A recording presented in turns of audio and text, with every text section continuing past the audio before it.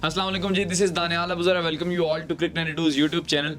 और क्रिकेट की दुनिया से जनाब 3 बड़ी अपडेट्स हैं। उनमें एक तो ये है कि फ़खर ज़मान साहब ने एक इंटरव्यू दिया है, वो IL T20 खेलने गए हैं। ये वही इंटरनेशनल लीग T20 है जिसकी वजह से जिसका उनका NOC का इशू बना हुआ था और उन्होंने PCB ने कनेक्शन कैंप लगाया था। वहाँ पर उस्मान वाला साहब जो कि डायरेक्टर इंटरनेशनल क्रिकेट है पाकिस्तान क्रिकेट बोर्ड के, उनको कंप्लेन की थी फ़खर ज़मान ने कि मैंने आपको NOC भेजा हुआ 6 महीने हो गए हैं, आपने एक्सेप्ट नहीं किया। ये वही IL T20 है जो फ़खर ज़मान साहब को NOC अब मिला है और वो खेलने गए हुए हैं। वहाँ पर उन्होंने एक इंटरव्यू में कहा है कि मैं 100% श्योर हूँ कि मैं पाकिस्तान की जानिब से कमबैक करूँगा और मैं चैंपियंस ट्रॉफी भी खेलूंगा। अब ये वो किस वजह से श्योर हैं, क्योंकि अब से 2 मंथ पहले तो PCB उनका जवाब नहीं दे रहा था। उनको ऑस्ट्रेलिया के टूर में ऐड नहीं किया गया, उनको साउथ अफ्रीका के टूर में ऐड नहीं किया गया, हालांकि वो फिट थे और सब जानते थे कि वो फिट हैं और ये कहकर उनको नहीं खिलाया गया कि वो अनफिट हैं। और उस दौरान वो चैंपियंस कप भी खेल रहे थे, उन्होंने चैंपियंस कप के फाइनल में 90 रन भी किए। तो ये हमारा पाकिस्तान क्रिकेट बोर्ड का सेटअप है कि एक प्लेयर जो कि फिट है, आपका डोमेस्टिक टूर्नामेंट खेल रहा है, उसको आप इंटरनेशनल जो आपकी टीम बायलैटरल सीरीज खेलने जा रही है वहाँ आप रख नहीं रहे, ये कह करके वो अनफिट है। और फिर वो प्लेयर इंटरव्यू देता है और वहाँ पर वो जाकर कहता है कि हाँ जी मैं अनफिट ही था, मैंने खुद ही मना किया था PCB को कि मैंने नहीं खेलना। और मैं अहमद शहजाद साहब की एक वीडियो देख रहा था। वैसे तो मैं अहमद शहजाद साहब को बहुत क्रिटिसाइज़ करता हूँ, उसकी वजह यह है कि वो बहुत मतलब जहाँ बनता भी नहीं है वहाँ भी क्रिटिसाइज़ करते हैं पाकिस्तान टीम के प्लेयर्स को, और ये जानते हो कि वो खुद भी इंटरनेशनल स्टार हैं, उनकी बात एक वर्थ रखती है, लेकिन उन्होंने अपनी वर्थ इस तरह से ख़राब कर दी है कि वो हर बंदे को क्रिटिसाइज़ करते हैं। जब से उमर अकमल अहमद शहजाद टीम से बाहर हुए हैं, उनका सिर्फ एक काम रह गया कि बाबर आजम पर तनकीद करो, पाकिस्तान टीम जहाँ थोड़ा सा हार जाए उन पर तनकीद करो। तो मैं इसलिए उनको बहुत क्रिटिसाइज़ करता हूँ। लेकिन उनकी एक मैं वीडियो देख रहा था और वहाँ उनकी बात से मैं मुत्तफिक हुआ, जहाँ उन्होंने ये कहा कि यार फ़खर ज़मान की हम वकालतें कर कर थक गए हैं और ये जाकर कह रहे हैं कि मैं खुद टीम से बाहर हूँ।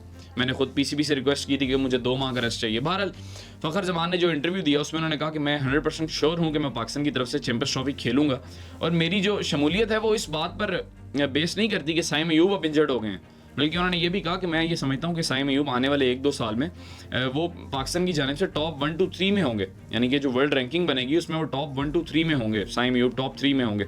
और ये बात फ़खर ज़मान ने पहली बार नहीं की साइम अयूब के बारे में, इससे पहले भी वो कह चुके हैं कि साइम अयूब जो है वो बाबर आजम टाइप प्लेयर हैं, यानी कि वो दुनिया क्रिकेट में अपनी जगह बना सकते हैं और पाकिस्तान को अच्छा सर्व कर सकते हैं। तो ये फ़खर ज़मान साहब ने कहा। और उसके अलावा उन्होंने अपनी इंजरी पर भी, जो PCB कह रहा था कि वो इंजर्ड हैं, इस पर भी क्लेरिफिकेशन दी कि मैंने खुद 2 माह का रेस्ट मांगा था, मैं बीमार था और मुझे एक ऐसी बीमारी थी कि अगर मैं वहाँ इंटरनेशनल जो बायलैटरल सीरीज़ हो रही थी ऑस्ट्रेलिया और साउथ अफ्रीका में, वहाँ खेलने चला जाता तो मेरी वो बीमारी बढ़ सकती थी और आगे आने वाले दिनों में मुझे नुकसान हो सकता था। लेकिन मुझे इस बात की समझ नहीं आई कि वो ऐसी कौन सी बीमारी थी जो चैंपियंस कप में नहीं हुई लेकिन बाहर जाकर हो जानी थी। यानी कि आप खुद देखें ना कि क्रिकेट यहाँ भी हो रही है, क्रिकेट वहाँ भी हो रही है। हाँ, इंटेंसिटी थोड़ी कम होती है डोमेस्टिक में, वहाँ ज़्यादा होती है बायलैटरल सीरीज़ में, इंटरनेशनल बायलैटरल सीरीज़ में।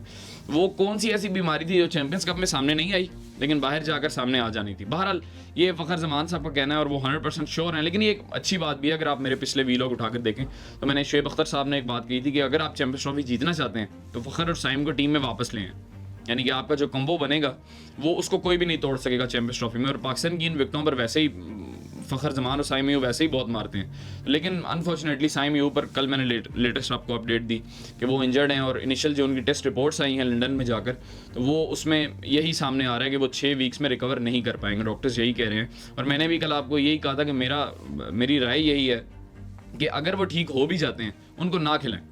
आपको चैंपियंस ट्रॉफी इतनी ज़रूरी नहीं है, वो 22-23 साल का लड़का है, उसका आगे बड़ा 10-12 साल का इंपॉर्टेंट कैरियर पड़ा है।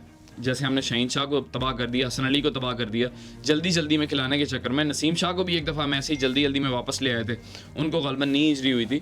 तो आपको इतना ज़रूरी नहीं है, चैंपियंस ट्रॉफी इतनी ज़रूरी नहीं है, उसका यंग मैन का कैरियर बहुत ज़्यादा ज़रूरी है। अच्छा, ये फ़खर ज़मान साहब ने कहा। इसके अलावा दूसरी अपडेट ये है कि यूनुस खान साहब, ये सुनने में आ रहा है कि आप चैंपियंस ट्रॉफी के लिए अफगानिस्तान के बैटिंग कोच मुकर्रर किए जा रहे हैं। अब आप ये इतनी इंपॉर्टेंट चीज़ नहीं है कि यूनुस खान बैटिंग कोच मुकर्रर हो रहे हैं। ये इंपॉर्टेंट चीज़ है कि आप ज़रा चेक करें पाकिस्तान का जो इस टाइम वाइट बॉल का कोचिंग सेटअप है उसमें 3 बॉलर्स हैं।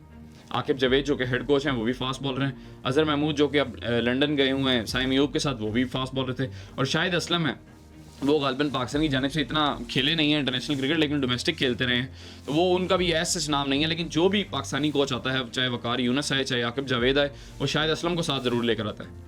ज़रा सोचने वाली बात है ना, जो लोग क्रिकेट को समझते हैं वो इस बात को ज़रूर समझेंगे कि शाहिद असलम साहब को वापस क्यों लेकर आते हैं, क्योंकि वो बहुत सी चीज़ें वो कवर कर लेते होंगे जो छुपाई जाती हैं, या वैसे वो मेहनती भी हैं, इसमें कोई शक नहीं है, वो बहुत मेहनत करते हैं टीम के साथ, लेकिन ऐसा कुछ खास है नहीं कि हर आने वाला पाकिस्तानी कोच उनको वापस लेकर आए। तो वो उसकी रीज़न वही है जो मैंने आपको बताया कि अगर आप क्रिकेट को समझते हैं और पाकिस्तान क्रिकेट के सेटअप को समझते हो तो उनको वापस क्यों लेकर आया जाता है। तो ये दूसरा बहरहाल, मैं आपको अगर पिछले आप मेरे वीलॉग्स देखते हैं तो उसमें मैं हमेशा से कहा करता था यूनुस खान ही एक ऐसे शख्स हैं जो कि सीधी खरी बात करते हैं, ठीक है। वो एक ऐसा वाहिद बंदा है जो कि खरी बात करता है, जो कि आपको बताएगा कि ये आपके सिस्टम में प्रॉब्लम है, तभी उनको लाया नहीं जाता। सिर्फ एक दफ़ा उनको लाया गया मेरे ख्याल 6 महीने साल के लिए, जब पाकिस्तान ने इंग्लैंड भी टूर किया था, पाकिस्तान ने मिसबाह उल हक गालिबन उस टाइम हेड कोच थे, तब यूनुस खान को लाया गया एज अ बैटिंग कोच और फिर हटा दिया गया, और उसके बाद ना उससे पहले कभी लाया गया ना उसके बाद दोबारा लेकर आया गया। हालांकि हम इस टाइम 3 फास्ट बॉलर्स को हमने अपने कोचिंग सेटअप में रखा हुआ है, लेकिन हम किसी बैट्समैन को नहीं लाते। सलमान बट को ले आए या आप यूनुस खान को ले चले। सलमान बट के साथ एक जो इशू था वो आपको पता है, अभी वो कमेंट्री के फ़राइज़ सर अंजाम दे रहे हैं, तो अब आप यूनुस खान को रख सकते थे, आप इससे मुस्तफ़ीद हो सकते थे, लेकिन अब वो अफ़गानिस्तान के साथ हैं और उनके अफ़गानिस्तान के बिहाफ पे भी बड़ा अच्छा ये डिसीजन है, क्योंकि लैंग्वेज बैरियर नहीं होगा। यूनुस खान ख़ुद भी पठान है, और लेकिन अब इतना प्रॉब्लम अफगानिस्तान में भी नहीं है, चूँकि अफगानिस्तान के बहुत से प्लेयर्स इंग्लिश अच्छी जानते हैं, चूँकि वो IPL खेलने जाते हैं और दुनिया की तमाम लीग्स खेलते हैं अफगानिस्तान के प्लेयर्स। तो अब यूनुस खान को 2-3 दिन में ऑफिशियली अनाउंस कर दिया जाएगा as a batting coach Afghanistan cricket team for Champions Trophy. अच्छा, अब जहाँ अफगानिस्तान की बात हो रही है, तीसरा मसला ये है कि इंग्लैंड क्रिकेट टीम ने ये कहा है कि हम अफगानिस्तान के साथ नहीं खेलेंगे एज अ प्रोटेस्ट, यानी कि वो चैंपियंस ट्रॉफी में जो उनका अफगानिस्तान के साथ मैच होना है वो नहीं खेलना चाहते। आपको याद होगा कि इससे पहले ऑस्ट्रेलियन क्रिकेट टीम ने भी उन्होंने अफगानिस्तान के साथ बायलैटरल सीरीज़ खेलनी थी, उन्होंने नहीं खेली थी, वो सीरीज़ कैंसिल हो गई थी। उसकी वजह यह है कि जब से अफगानिस्तान में तालिबान की हुकूमत आई है वो वुमेन एम्पावरमेंट वहाँ पर नहीं है और उनकी वुमेन क्रिकेट टीम भी नहीं है।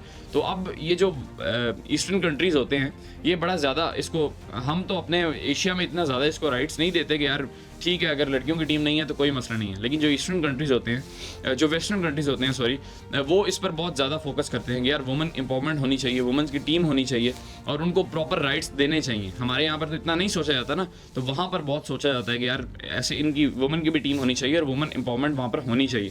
तो वो एज अ प्रोटेस्ट अफगानिस्तान के साथ नहीं खेले जाते। तो देखते हैं कि ये अब ये मसला किस करवट बैठता है। बहरहाल आपकी इसके बारे में क्या राय है, कमेंट सेक्शन में ज़रूर लिखिएगा। बहुत शुक्रिया।